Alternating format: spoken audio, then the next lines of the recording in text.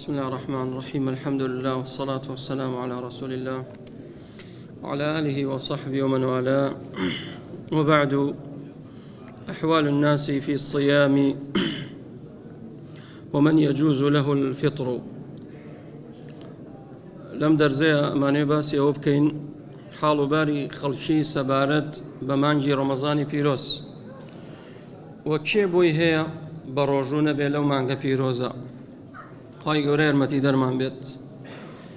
أنس كري مالك رضاي خواهي پروردگاري لبي فرمي قال: أغارت علينا خيل رسول الله صلى الله عليه وسلم فأتيت رسول الله صلى الله عليه وسلم فوجدته يتغدى فقال: أدن فكل.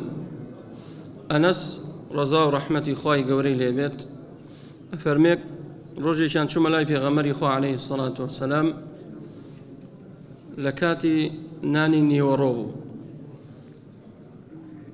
إيش يكن بيبو بيغمري خو عليه الصلاة والسلام ناني نيورو يخورت فقال: أدنو فكل. ودي ورن يزق بروا لقل ما دزبو خوارنا كبرو نان بخو. فقلت: إني صائم. فرمي يا رسول الله من بروجوم. طبعا روجو السنة بو، وإلا قفرز بو بيغمري خو صلى الله عليه وسلم أوج بروجو بو مانجي رمضان نبو بلام روجوي السنة بو. فقال: أدنو أحدثك عن الصوم أو الصيام. فرمين يزق بروا ولا لقل ما دابنشا نان بخو باسي روجود بوكم كومالي أحكام سبارت بالروجوان. إن الله تعالى وضع عن المسافر الصوم وشطر الصلاة، وعن الحامل أو المرضع الصوم أو الصيام. فرموي خواي پروردگار وكو تخفيفك وضع عن المسافر الصوم وشطر الصلاة. كسيك أقل سفر أبو أو رجوي لسر واجب نابت. چونك خواهي تعالى فرمي: ومن كان مريضا أو على سفر فعدة من أيام أخر. كواتا أو كساني كبويان هي لمانجي رمضان بروجو نبن يكم كسو كسي كوار يبوار لسفر. إن الله وضع عن المسافر الصوم وشطر الصلاة. أما بو تخفيفا، ويريد الله أن يخفف عنكم وخلق الإنسان ضعيفا. خواهي قرأ أما الناسيت وإنساني دروس كردوا وأزانيت كبتشي بو سفر. چونك بيغمري خواه فرمي عليه الصلاة والسلام: السفر قطعة من العذاب يمنع أحدكم طعامه وشرابه وشهوته. أفرمي سفر روشتن ولات خود بجي بيلي بو شاريتر پارچيك لآزار وأشكنج إنسان هلاك بيت. بوي خوي تعالى فرمي كسيك لسفر أبو أتواني بروجو نبيت چيتر وشطر الصلاة والنيوين نوشتان لسلات شي أقل سفر أبون، يعني نصف الصلاة. أو كسانيك لسفرن أو نيوجيك الرباعية وكو النمرو وكو عسر وكو عشاء. أمس أنا في غمري خواه صلى الله عليه وسلم فرمي خوي تعالى دور ركاتي لابرد بوتان بو تخفيف. اگر کسیک چوو بۆ سەفەر لێرە و ڕۆژ بۆ هەولێر، لێرە و ڕۆژ بۆ سلێمانی، سەفەرێکی کرد بۆ بەغدا ڕۆشت، هەر شتێک لە عورفی ئێمە پێی بوترێ سەفەر ئەتوانی قەسری تیا بکەیت، نوێژەکەت کورت کەیتەوە. نیمەڕۆ ئەکەیتە دوو ڕکات، عەسر ئەکەیتە دوو ڕکات، عیشا ئەکەیتە دوو ڕکات. ئەگەر لە مانگی ڕەمەزان بووی بە ڕۆژوو لەسەرت واجب نابێت. ليس من البر أن تصوم في السفر. في غمري خواه فرمي صلى الله عليه وسلم چاك أولنية لسفر بروجو بيت. يشيك لصحابة لسفر بروجو بو زور هلاك بو لوش خويشو. في غمري خواه صلى الله عليه وسلم فرمي: ليس من البر أن تصوم في السفر. چاك أولنية لسفر إنسان بروجو بيت بلان بو كي بو كسيك كتاقة توانينيا، وإلا كسيك ليرو بسياريشي تبريد هتا سليمانية رواد هيج عزيز ناخوات وأن تصوموا خير لكم. وبيقري باشترا بەڵام لەگەڵ ئەوەشە خوای تەعالا ڕوخسەتی پێداوە نەیگرێت، ئەتوانێ نەیگرێت. کەواتە بۆت هەیە بە ڕۆژوو نەبیت و بۆت هەیە نوێژەکان شت کورتکەیتەوە. ئەمە تەخفیفێکە، خوای گەورە ئاسانکاریە بۆ ئێمە. چیتر وعن الحامل أو المرضع الصوم ئافرەتێک دووجان بوو ئەتوانێ بە ڕۆژوو نەبێت. ئافرەتێک شیر بە مناڵەکەی دات ئەوش ئەتوانێ بە ڕۆژوو نەبێت. والله لقد قالها النبي صلى الله عليه وسلم والله لقد قالهما النبي صلى الله عليه وسلم إحداهما أو كلتيهما فيا لهف نفسي ألا أكون طعمت من طعام النبي صلى الله عليه وسلم. أنا سفرمي خوزقا پێغەمبەری خوا صلی الله علیه و سلم کاتێک بانگی کرد خۆزگا بڕۆشمە بەدەم بانگەکەیە لەگەڵ پێغەمبەری خوا عەلەیهی سەڵات وسەلام نانم بخواردایە. یعنی چی؟ یعنی ئەسەفی بۆ ئەو ڕۆژە ڕاکێشا، چونکە پێغەمبەری خوا صلی فەرمووی ئودنو وەرە نان خۆ لەگەڵم. وتی خۆزگای دەستم بردایە بۆ نانەکە، چونکە ڕۆژەکەم سونەت بووم توانی بیشکێنم. یعنی بیری ئەو ڕۆژانەیە کردووە کە پێغەمبەری خوا صلی الله علیه و سلم چۆن ڕێزی لە سەحابە گردووە. زانان ليرة كومل فوائد باسكن لم فرمودي مسي فائدة باسكن يتعلق بهذا الحديث فوائد. الفائدة الأولى من الأعذار المبيحة للفطر في رمضان الحمل والرضاعة. يشيك لو عذراني كوا خايت على الرقيب يداوا بو آفرتان بتايبات أو آفرتي كوا دوجانا أو آفرتي كوا شير داتا من الله ئەمانە حکمیان هەیە، ئەتوانن بە ڕۆژوو نەبن.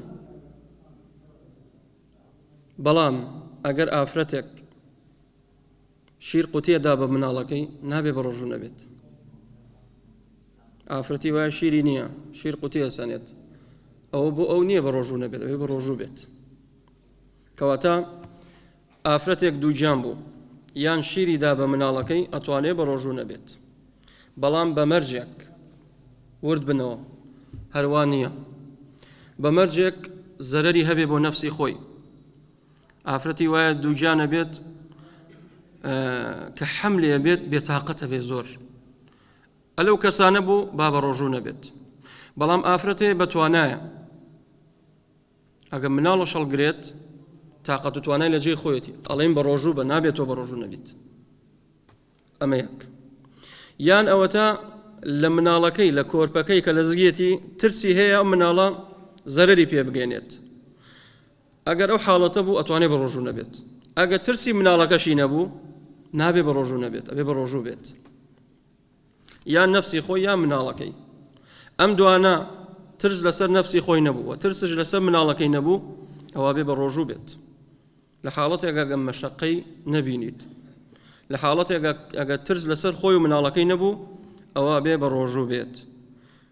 چونکە بۆ لأن الفطر رخصة عند حاجتها إليه. خوای تعالی ڕوخسەتی داوە لە کاتێکەکەوە ئەم ئافرەتە پێویستی پێی بێت، کە پێویستی پێی بێت ئەو حاجەتە طفلها یان مناڵەکەی پێویستی پێی بێت.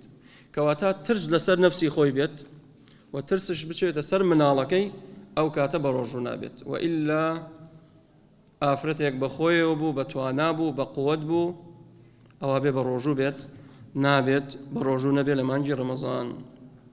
فائدەی یەکەم ئەمە. فائدەی دووەم إذا أفطرت الحامل أو المرضع. ئەم ئافرەتە بە ڕۆژوو نەبوو، دووجان بوو، یان شیرە داتە مناڵەکەی، وجب على كل منهما الإطعام على الصحيح من أقوال أهل العلم. طبعا أما خلافه لبين العلماء. أجر آفرتك بروجون أبو دو جانبو يعني شيري دابا من هالكين آية بس خواردن دركات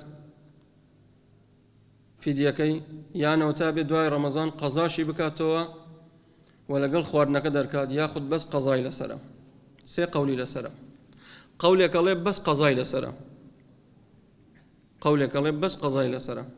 بجوريم حديثة فرميتي وضع عن المسافر الصوم وشطر الصلاة وعن الحامل أو المرضع فرمي باسي مسافري كرت مسافر إطعامي لسرنية بس قضاكر نوي لسرة فعدة من أيام أخر بويا كسيكش حامل بو يا مرضع بو أوش بس قضاي لسرة ما قولك قولي دوم أفرمون أبيت قضايشي بكاتوا وأبي إطعامش بدات خواردنش درك أو سيروجا أما بوچوني سفياني ثورية وبوچوني شافعية وبوچوني إمام أحمد شا وبوچوني إمام مالك شا بلام قولي سيه مفرمي بس إطعام دات روجي لسر قضا نابيتو بس خواردن دركات أميان راجحة والله أعلم أما قولي عبد الله كري عباس قولي عبد الله كري عمر وكوملك لزانا أنا